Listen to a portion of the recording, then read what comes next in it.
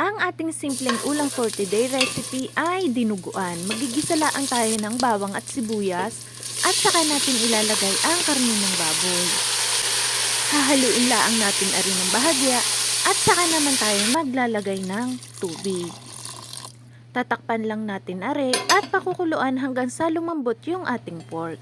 At kapag malambot na yung ating pork ay maglalagay na tayo ng siling haba at lalagyan natin ng paminta.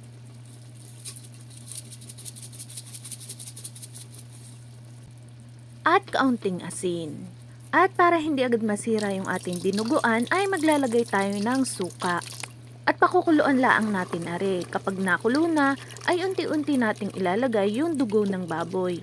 Habang ariho ay ating nilalagay ay kailangan ay inyong hinahalo para hindi ho magbubuo yung dugo.